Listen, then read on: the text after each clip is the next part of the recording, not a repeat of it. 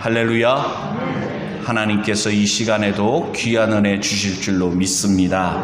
우리 앞뒤를 보고 인사 나눌 때 참 반갑습니다. 은혜 받읍시다. 인사 나누겠습니다. 네. 예수님을 만난 사람은 정말 복이 있는 사람입니다. 왜냐하면 살아있는 동안에 예수님을 만나지 못하면 죽어서 천국에서도 예수님을 결코 만날 수 없기 때문입니다. 우리가 눈으로 예수님을 본 적은 없습니다. 예수님 혹시 만나신 분 있으십니까? 그러나 우리는 눈으로 보지 못했고 예수님을 손으로 만지지는 못했지만 2000년 전 이 땅에 오신 예수님께서 나를 위해 죽으시고 부활하셨음을 믿습니다.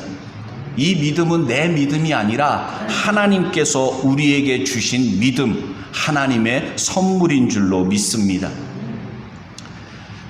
오늘 함께 읽은 말씀에 보면 우리보다 더 복 있는 사람이라고 할 수 있는 율법사가 나옵니다. 왜냐하면 이 사람은 예수님을 직접 대면한 사람이기 때문입니다.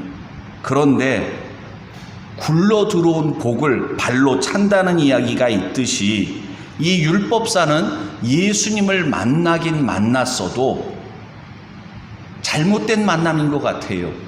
예수님을 만나면 예수님을 통해서 구원함을 얻고 자기의 문제를 해결받아야 되는데, 하긴 여기 말씀에서도 보면 이 율법사가 예수님께 물어본 게 무엇입니까? 내가 무엇을 하여야 영생을 얻으리이까? 질문은 100점짜리예요. 제대로 된 질문입니다. 예수님께 나와서 육신의 질병을 고침받기를 구할 수도 있고, 경제적인 문제나 아니면 인생의 큰 걱정거리, 고민거리 상담받을 수도 있지만, 그 어떤 질문도 이 율법사가 한 질문, 내가 무엇을 하여야 영생을 얻을 수 있겠습니까? 하는 이 질문의 무게보다 더 무거운 것은 없을 겁니다. 더 중요한 건 없습니다. 그런데 아무리 질문이 좋은 질문이고 옳은 질문이라 할지라도 의도가 잘못됐습니다. 예수님께 질문한 의도가 무엇입니까? 이 율법사는 자기 스스로 그 답을 알고 있다고 생각하고 예수님을 시험하기 위해서 질문하고 있는 것입니다. 여기 25절 말씀에 보니까 어떤 율법사가 일어나 한번 따라해 주세요. 예수를 시험하여. 예수를 시험하기 위해 질문했다는 것입니다. 즉 이건 뭐냐면 자기가 지금 물어보는 것에 대해서 예수님께서 제대로 답을 하는가 못하는가 확인해 보려고 그랬다는 것입니다. 더 나아가서 생각해 볼 건 뭐냐면 이 당시 예수님과 율법사, 종교 지도자들과는 갈등 관계에 있었습니다. 예수님께서 어느 정도로 이 당시 율법사들이나 제사장들이나 이런 사람들을 책망하고 그랬냐면 독사의 자식들아. 여러분, 누가 여러분들한테 이 독사의 자식들이라고 그러면 가만히 있겠습니까? 뭐라고요? 나를 독사의 자식? 우리나라는 그렇게 하진 않죠. 개 뭐뭐 같은 사람 해가지고서 그런 식으로 이렇게 막 비난하고 그럴 수 있잖아요. 그런 식인 겁니다. 그러니까 율법사들이나 제사장이나 그 당시 종교자들에게 있어서 예수님은 미운 털이 박혀도 단단히 박힌 겁니다. 꼬투리를 잡아서 예수님을 어떻게 해서든지 인기를 떨어뜨리는 게 목적이에요. 가장 좋은 건 예수님이 죽일 수 있는 꼬투리만 잡히면 죽이려고 그러는 겁니다. 그런 의도에서 불순한 의도를 가지고 예수님께 질문했던 것입니다. 그러니까 이건 뭐냐면은 예수님은 누구예요? 성자 하나님이십니다. 성경에 저자가 누구예요? 하나님이시잖아요. 그러니까 원 저자에게 찾아와서 어떻게 해야 영생을 얻을 수 있습니까? 성경에서 뭐라고 말하는지 한번 답변 좀 해보십시오. 이런 식으로 예수님께 질문하고 있는 것입니다. 이 율법사는 예수님이 누구인지를 제대로 알아보지 못한 것입니다. 예수님을 하나님의 아들로 알아보는 자가 복이 있는 사람입니다. 하나님의 은혜가 아니면 아무리 머리가 똑똑하고 잘나도 알 수 없어요. 성경을 많이 읽었다고 그래서 알 수 있는 게 아닙니다. 뭐 신학교 나오고 신학 박사니 뭐 박사 학위를 여러 개 가졌다고 하면서도 엉뚱한 소리 하는 사람들이 얼마나 많은지 모릅니다. 성도 여러분, 예수님을 제대로 만나야 됩니다. 예수님이 누구인지를 제대로 알고 믿어야 됩니다. 우리가 어떻게 예수님을 제대로 알 수가 있습니까? 하나님의 말씀을 통해서 예수님은 어떤 분이신지를 우리가 제대로 알 수 있는 줄로 믿습니다. 여기서도 예수님께서 이 사람의 질문에 대해서 질문으로 답변을 하십니다. 뭐라고 질문을 하십니까? 율법에 무엇이라 기록되었으며 내가 어떻게 읽느냐? 그렇게 질문에 대하여 질문으로 물으셨습니다. 왜 그랬을까요? 이 사람은 꼬투리를 잡으려고 예수님께 와서 질문하는 사람입니다. 어떤 식으로 답변을 하든지, 심지어 이 율법사가 대답한 그대로 예수님께서 말씀하셔도 트집을 잡을 사람입니다. 코에 걸면 코걸이, 귀에 걸면 귀걸이라는 말이 있습니다. 이 당시 율법사들이 그런 식으로 논쟁하기를 참 좋아했거든요. 그러니까 예수님은 질문에 대하여 대답하시기보다는 율법사에게 너는 성경을 읽었지 않냐? 성경 연구하는 자가 아니냐? 율법에 뭐라고 말씀하고 있냐? 어떻게 기록되었느냐? 네가 한번 답변해봐라, 대답해봐라 그러시는 겁니다. 그러니까 아주 신나게 이 율법사는 자기가 알고 있는 성경 지식을 바탕으로 해서 대답을 합니다.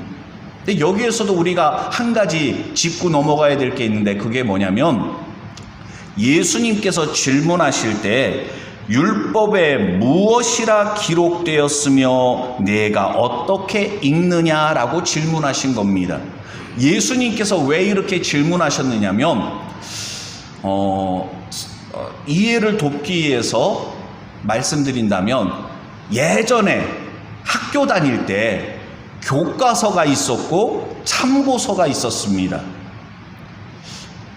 뭐 전관이 뭐 그렇게 불려지던 참고서가 있었어요. 그러면 학생들이 공부할 때 교과서를 중심으로 해서 공부를 해야 되는데, 뭐 시험 기간에 쫓기다 보면 뭐 하다 보면 어떻게 합니까? 교과서는 그냥 일단 제쳐두고 그 교과서에 대해서 설명하고 해석을 다루는 전과, 참고서를 집중해서 공부하는 경우가 있습니다. 그렇게 하면 어느 정도 실력은 나올 수 있지만 그 이상은 올라가지가 않습니다. 이 당시 율법사들은요, 성경을 연구하는 사람들인데 문제가 생겼습니다. 그게 뭐냐면 유대교가 역사가 흘러가면서 여러 랍비들, 이 사람들은 성경학자들을 랍비라고, 성경 선생님 뭐 그렇게 하는 것인데, 랍비들이 유명한 사람들이 나오기 시작하는데 그 랍비들이 성경을 해석한단 말이에요. 그러면 어느 랍비가 해석한 그게 옳다, 아니다, 이 성경 말씀에 대해서 이 랍비가 해석한 것이 더 옳다, 제자들끼리 옥신각신하는 그런 일들이 다반사였습니다. 그래서 기록된 성경 말씀, 구약에 기록된 성경 말씀보다 그 성경을 해석한 랍비들의 말이 더 우위에 있는 거예요. 오늘날 한국교회도 비슷한 일들이 벌어질 때가 많습니다. 그게 뭐냐면 성경 말씀에서 분명하게 말씀하신 내용들이 있는데 장로교나 감리교나 성결교나 여러 교단들이 있잖아요. 그 교단들마다 교단 헌법이 있습니다. 성경에 대해 나름대로 가지고 있는 해석들, 그래서 쉽게 말씀드리면 교리라고 하죠. 교리. 그 교단별로 교리들이 조금씩 차이가 있는 거예요. 예를 들면 우리 그리스도의 교회는 유아 침례는 인정하지를 않습니다. 자기의 신앙 고백을 통해서 침례를 받는 것이지 어떻게 다른 사람, 그것이 설령 부모가 되었다 할지라도 부모의 신앙을 보고 자녀에게 침례를 베풀고 구원받았음을 갖다 이야기할 수 있느냐? 이거는 비성서적이다. 이게 하는 거예요. 그런데 유아 세례를 찬성하는 교단들도 있는 거예요. 침례를 받는 것에 대해서도 어떻습니까? 우리는 물에 완전히 잠겼다가 나오는, 왜? 원어 성경에 보면 침례가 물에 완전히 잠겼다 나오는 것을 표현하고 있습니다. 물에 완전히 들어가서 내가 죽었음을 상징하고 물 밖에 나올 때 예수님과 함께 내가 부활하였음을 고백하는 거예요. 그런데 어떤 교단에서는 머리에다 물을 이렇게 적셔가지고 한다든가 뭐 여러 가지 방법으로 침례를 대신하는 경우를 볼 수가 있습니다. 사람들의 말이 성경 위에 있을 수 없습니다. 사람들이 만든 교리가 성경 위에 더 권위를 가질 수가 없습니다. 오직 하나님의 말씀만이, 성경만이 절대 권위를 가지는 줄로 믿습니다. 그래서 우리 그리스도의 교회는 한번 다 같이 따라해 주시기 바랍니다. 성경대로 예수님을 믿어보자. 아멘. 이단이라고 오해를 받기도 해요. 왜냐하면 비슷한 이름을 가진 이단이 있으니까. 그러나 우리가 사람들의 오해를 받는다 할지라도 우리는 교회의 주인은 누구다? 예수 그리스도다. 그리스도의 교회다. 그리고 우리는 예수님의 말씀대로 믿음 생활을 해야 된다고 고백하는 사람들입니다. 이 믿음, 이 마음이 결코 변해서는 안 되는 줄로 믿습니다. 그래서 예수님께서는 어느 랍비가 주장하는 너가 존경하고 너가 누구의 제자이라 할지라도 그 랍비가 말하는 영생 얻는 비결이 아니라 성경에서 뭘 하고 말하고 있느냐, 너는 그것을 어떻게 성경에서 읽고 있느냐라고 물으신 거예요. 그러니까 이 랍비는, 이 율법사는 자기가 알고 있는 성경 말씀을 근거로 해서 대답을 했던 것입니다. 그의 대답에 대해서 예수님은 칭찬하셨습니다. 왜냐하면 신명기 6장 5절 말씀, 내 마음을 다하며 목숨을 다하며 힘을 다하며 뜻을 다하여 주 너의 하나님을 사랑하라, 여기에서 말씀을 따오고, 그 다음에 레위기 19장 18절 말씀에서 원수를 갚지 말며 동포를 원망하지 말며 이웃 사랑하기를 내 몸과 같이 하라, 나는 여호와니라, 여기에 말씀에서 이웃 사랑을 딱 해서 하나님 사랑, 이웃 사랑, 그래야 영생을 얻을 수 있다고 말씀하셨습니다. 그렇게 대답을 한 겁니다. 십계명은 구약 성경에 있는 모든 말씀을 함축한 거라고 할 수가 있어요. 그런데 1계명에서 4계명까지는 하나님과의 관계, 대신관계, 하나님과의 관계 속에서 하나님을 사랑하라는 그 말씀이 설명되어 있고, 5계명부터 10계명까지는 이웃사랑에 대해서, 이웃을 사랑하면 어떻게 살아가야 될 것인가, 대인관계에 대해서 말씀이 쭉 되어 있습니다. 그러니까 이것을 근거로 해서 이 율법사가 대답하니까 예수님께서 내 대답이 옳도다 칭찬하십니다. 근데 그 다음 말씀이 중요해요. 한번 따라해 주세요. 이를 행하라. 이를 행하라. 그러면 살리라. 성도 여러분, 어떻습니까? 예수님께서 내 대답이 옳도다, 이를 행하라, 그러면 살리라. 그러면 이 말씀대로 행하면 살 수 있을까요? 예수님께서 말씀하신 의도가 무엇입니까? 국어 사전 펴놓고 문자적으로 말씀을 볼 것이 아니라 앞뒤 문맥을 살펴보면서 이 말씀을 우리가 제대로 이해를 할 필요가 있는데, 이 말씀은 뭐냐면 율법사의 가장 치명적인 문제가 무엇인지를 예수님께서 지금 말씀하고 있는 것입니다. 한번 여러분들에게 여쭤보고 싶습니다. 하나님을 사랑하십니까? 이웃 사랑하고 계십니까? 그러면 여러분들은 영생을 얻을 수 있겠네요. 그러면 이 논리대로라면 믿음으로 구원을 얻는다는 기독교의 그 신앙, 그 가장 중요한 고백은 흔들릴 수밖에 없습니다. 왜요? 행위로 구원을 얻을 수 있다는 것이 돼버리니까요. 예수님께서 지금 그런 것을 여기서 말씀하고 계신 걸까요? 아닙니다.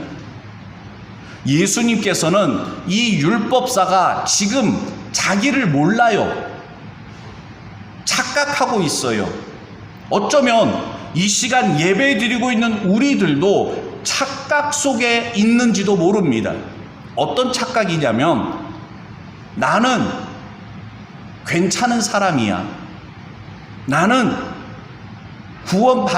받을 수 있는 사람이야. 나는 성경에 대해서 해박한 지식을 가지고 있고, 나는 하나님 사랑하고 이웃 사랑하니까 난 천국 들어갈 수 있어. 심지어 그것이 너무나도 자신감이 팽배해져 가지고서 예수님을 시험하려고 예수님께 일부러 찾아오는 지경에까지 이르렀다는 것입니다. 그러나 분명한 것은 뭐냐면, 죄인인 우리는 하나님을 사랑하려고 하면 할수록 깨닫게 됩니다. 하나님의 사랑과 내 사랑을 비교하면 나는 명함도 못 내미는 거예요. 사랑은 내리사랑이라 그러죠. 자식이 아무리 부모에게 효도한다 해도 자녀를 향한 부모의 사랑과 비교가 됩니까? 여기서 율법사에게 예수님께서 칭찬하시는 것 같지만, 이 율법사는 머리로는 알아요.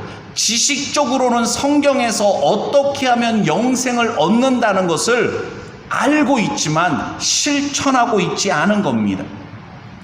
만약 그가 성경의 가르침대로 하나님을 사랑하고 이웃을 사랑하기 위해 노력했다면 자신의 한계를 깨달을 수밖에 없습니다. 이 율법사는 예수님을 시험하려 왔다가 예수님께 칭찬받으니까, 칭찬도 아닌데 그렇게 착각하는 거예요. 잘 보이려고, 더 인정받으려고 추가로 질문을 합니다. 그 질문이 무엇입니까? 누가 내 이웃입니까? 바꿔 얘기하면, 내 이웃이 누구인지 예수님 알려주시면 내가 그 이웃 사랑하겠습니다. 뭐 이런 식으로 자신만만하게 예수님께 이웃에 관하여 질문한 거라고 할 수가 있습니다. 그 질문에 대하여 예수님께서 말씀하신 것이 선한 사마리아인의 비유라고 알려진 말씀입니다. 어떤 사람이 예루살렘에서 여리고로 내려가다가 강도를 만났다. 그런데 그 강도 만난 자가 거반 죽게 되었는데 제사장이 그냥 보고 지나갔다. 레위인이 그냥 보고 지나갔다. 그런 말씀을 하십니다. 이 율법사는 예수님께서 뜬금없이 왜 이런 얘기를 하시나 싶었을 겁니다. 그런데 예수님께서 이 말씀을 하실 때 예사롭지가 않습니다. 그게 뭐냐면은요, 이 율법사는 내가 이웃을 사랑할 테니까 내게 이웃이 누구인지를 알려주십시오 그랬는데, 이 당시 유대인들이 가지고 있던 이웃의 개념은 뭐냐면 나랑 레벨이 비슷한 사람입니다. 나랑 사는 생활 수준이 비슷하거나 학벌이 비슷하거나, 예? 사회적 지위가 뭐 비슷하거나 이런 사람이 이웃입니다. 반면에 여기 예수님께서 말씀하신 사마리아인 이웃 아닙니다. 이방 사람 이웃 아닙니다. 뭐 세리라든가 뭐 이 당시 죄인으로 취급했던 사람들은 이웃이 아닙니다. 그런 생각을 가지고 있었던 거예요. 그러니까 이웃이라고 이야기할 때 예수님은 너에게 도움을 필요로 하는 사람, 내가 도와주는 사람, 그게 이웃이다, 그렇게 말씀을 하시고자 하시는데, 이 율법사는 제한을 주려고 하는 거예요. 거리를 주려고 그러는 것입니다. 사실 이것은 우리도 마찬가지죠. 얼마 전에 뉴스를 보니까 참 아직도 그런 동네가 있더라고요. 그게 뭐냐면은 부자 아파트, 가난한 아파트 서로 왕래 못하게끔 담을 친다든가, 예, 길을 막아 놓는다든가, 똑같은 아파트 단지에 있어도 몇 평짜리 집에서 사는 사람들이냐에 따라서 작은 평수에 사는 사람들 아이들과 내 아이가 같이 놀지 못하게, 야, 그 애하고 어울리지 마라, 예? 어린 자녀들에게까지 그런 생각을 주입시키는 부모들이 있더라고요. 이웃이라고 이야기할 때 예수님 당시나 오늘이나 사람들은 별반 달라지지 않은 것 같습니다. 근데 예수님은 어떤 사람이 여리고로 내려가다가 강도를 만났다 그랬습니다. 어떤 사람. 이 어떤 사람이 결국은 누구냐? 예수님께 찾아와서 질문하고 있는 율법사라는 것입니다. 내가 강도 만난 사람이다. 아니, 율법사만이 아니라 우리는 괜찮게 사는 것 같죠. 예?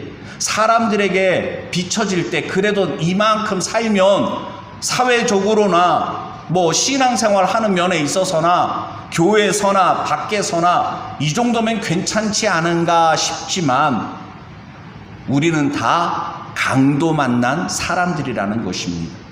그것을 깨닫는 자가 복이 있는 사람입니다. 내가 죄인인 것을 고백하는 것은 내가 강도 만난 인생입니다. 이 땅에 우리가 태어날 때 아담과 하와의 후손으로 태어나서 죄 가운데 태어났습니다. 누가 가르치지도 않았는데 거짓말합니다. 불의를 행합니다. 내가 노력하지 않는데도 죄 가운데 살아갑니다. 오호라, 나는 곤고한 자로다. 바울의 이 탄식은 그가 예수님을 믿기 전에가 아니라 사도로서 사역할 때입니다. 여러분, 예수님 믿고 신앙생활 10년, 20년 했으면 어떻습니까? 이제는 죄와는 전혀 상관없는 삶, 거룩한 삶만 살고 계십니까? 잘못하지도 않고 실수하지도 않고 여러분들이 결심한 대로 바른 길로만 가고 있습니까? 천만에요.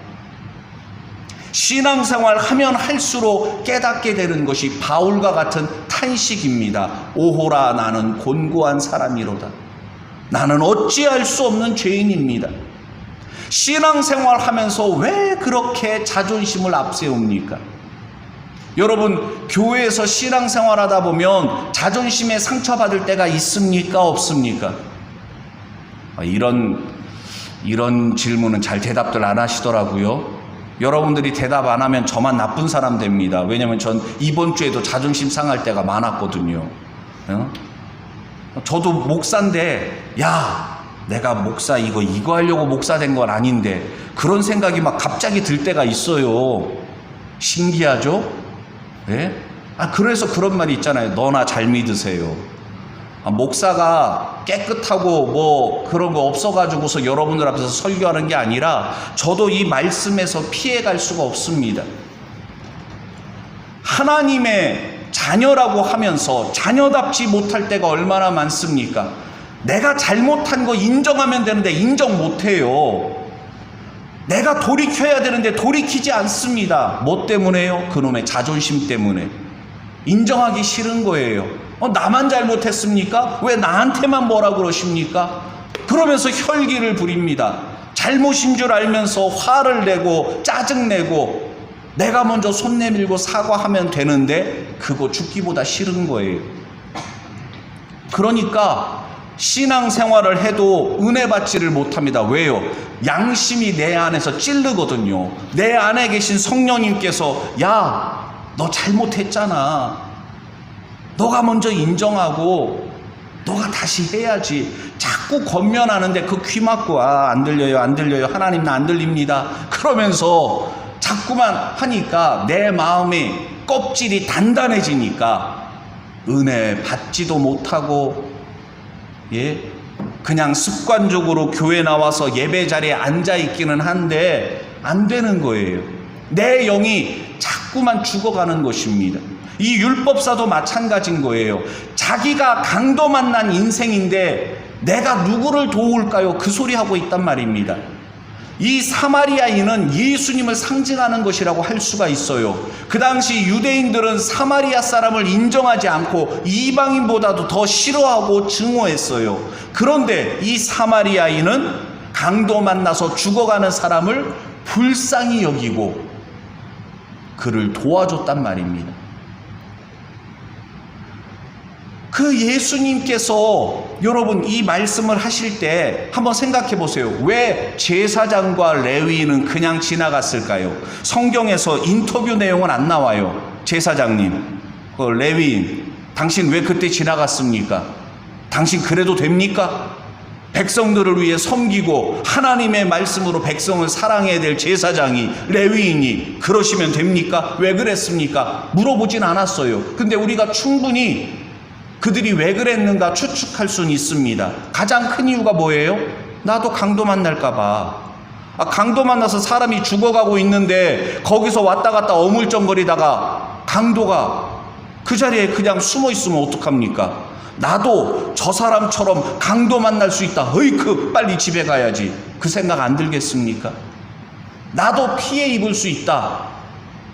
사람은 지극히 자기애에 자기 사랑이 충만하지 않습니까? 누구나. 그러니까 나도 강도 만날까봐 얼른 도망갔었을 겁니다. 또 다른 이유를 생각해 보면 그들의 직업 때문입니다.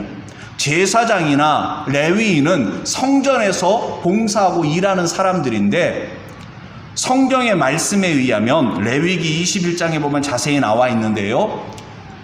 시체를 만지면 부정하게 됩니다. 부정한 자는 성전에서 일을 할 수가 없어요. 물론 일정 기간이긴 하지만. 그러니까 죽었는지 살았는지 정확히 알 수는 없어요. 그런데 이렇게 멀찍이서 보니까 죽은 것 같거든요. 만약에 죽었으면 괜히 시체 만졌다가 내가 부정하게 되면 성전에서 일 못하는데 이걸 우린 뭐라고 얘기하죠? 비겁한 자기 변명이라는 거예요. 내가 시체 만져서 부정하게 되면 하나님의 일을 할 수가 없는데 하나님의 일을 하려면 어쩔 수 없다. 그리고서 갔을 것입니다. 근데 그걸 아무래도 변명이에요. 왜냐하면 죽었는지 살았는지 가까이 다가가서 살펴봐라도 해야 되잖아요. 누구에게 좀 도움받을 수 있도록 좀 한다든가 아무 방법, 아무 도움도 취할 생각하지 않고 그냥 지나가 버렸단 말입니다. 반면에 사마리아 사람은 자기도 강도 만날 수가 있는데 강도 만나서 죽어가는 사람을 보았어요. 이게 보았다는 것은 뭐냐면 관심을 가졌다는 것입니다. 한번 따라해 주세요. 강도 만난 사람에게 관심을 갖자. 아멘. 우리 주변에 강도 만난 사람들이 많습니다. 멀리 지금도 러시아와 전쟁을 벌이고 있는 우크라이나가 있죠. 또 며칠 전에 아베가 총에 맞아 죽었잖아요. 그 일본 사람들은 지금 엄청난 충격 가운데 있을 겁니다. 일본 사람들을 위해서도 기도해야 됩니다. 제 친구도 지금 일본에서 선교하고 있는데 기도하고 있어요. 남의 이야기가 아닙니다. 우리나라만 봤을 때도 우리 주변에도 강도 만나서 고통당하는 사람들이 있어요. 그들에게 예수님의 마음을 품고 관심을 가져야 될 줄로 믿습니다. 그리고 이 사마리아 사람은 관심을 가진 것으로 그친 것이 아니라 측은히 여겼다. 바꿔 얘기하면 불쌍히 여겼다는 것입니다. 참 사람이 못됐어요. 왜 그러냐면 사람이 강도 만나서 쓰러져 있으면 그러길래 그 위험한 데를 왜 다니냐고 이런 말 하는 사람이 꼭 있어요. 예? 뭐 성추행 당하거나 뭐 이런 일 당한 여자분들한테 그러니까 여름철에 옷을 야하게 입고 다니니까 그러지 이런 말 하는 사람들도 있더라고요. 특히나 딸 가진 아빠로서 그런 얘기 들을 때마다 화가 나더라고요. 오히려 피해자한테 뭐라고 말하는 경우가 많아요. 예? 불쌍히 여기는 마음을 가져야 됩니다. 우리 주변에 야 내가 뭐라 그랬어 하지 말라 그랬지 내가 뭐라 그랬어 거기 가지 말라 그랬지 아이고 자업자득이다 네 잘못이야 그것이 아니라는 거예요. 불쌍히 여기는 마음을 가져야 됩니다. 왜요? 강도 만난 사람이 누구기 때문에 나예요. 예? 나도 강도 만날 수가 있다는 것입니다. 우리가 다 똑같은 죄인이고 하나님의 은혜가 아니면 구원받을 수 없는 존재라는 것입니다. 그것을 깨달아야 됩니다. 그것을 인정해야 되는 것입니다.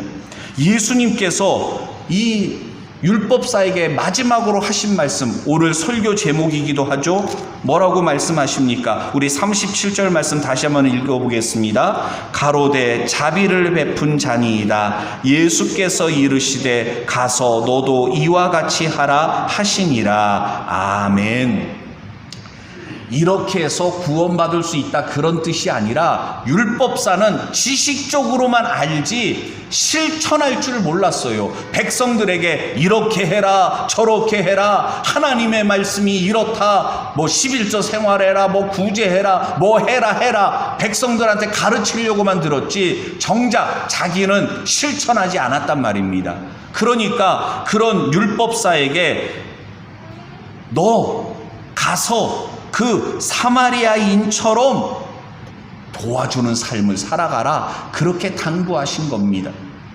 우리가 주일날 교회 나와서 예배드리고 오늘도 예배드렸으니까 됐지 일주일에 한 번 출석 도장 찍는 것으로 하나님의 자녀로서 구원받은 백성으로서 내 할 본분 다 했다고 착각하면 안 됩니다.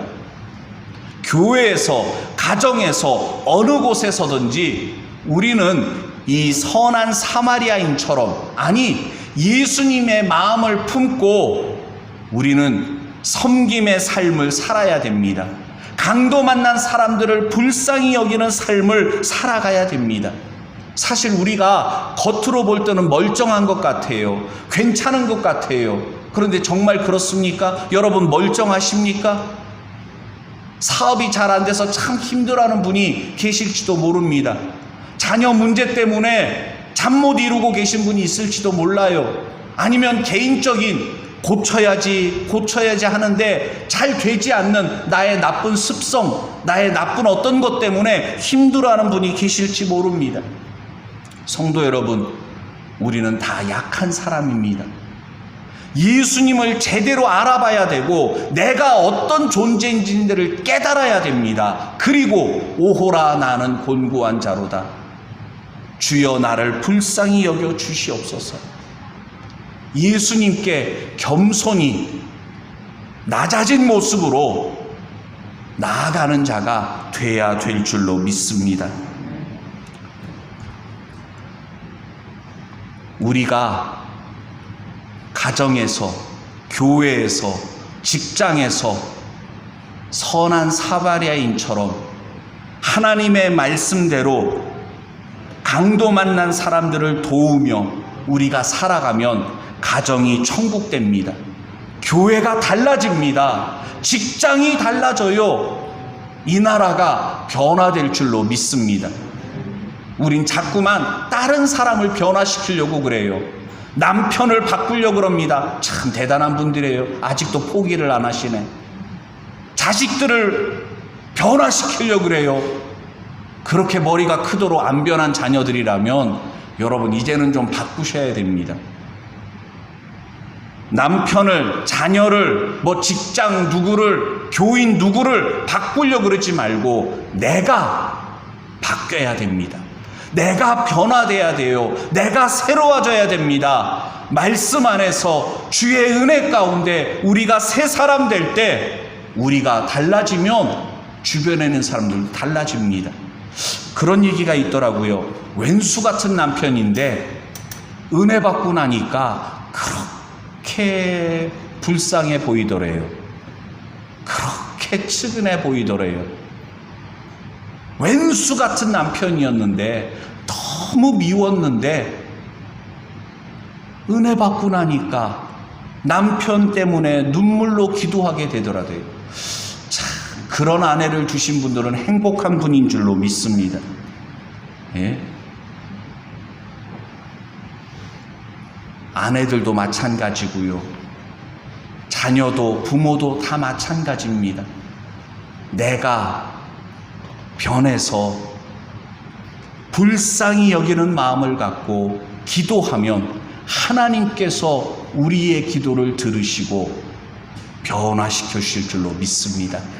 이 시간 주신 말씀을 생각하며 우리 함께 기도할 때 우리에게 주신 말씀입니다. 가서 너도 이와 같이 하라. 선한 사마리아인처럼 우리가 살아가야 될 줄로 믿습니다. 예수님처럼 우리가 살아가야 될 줄로 믿습니다. 다 같이 함께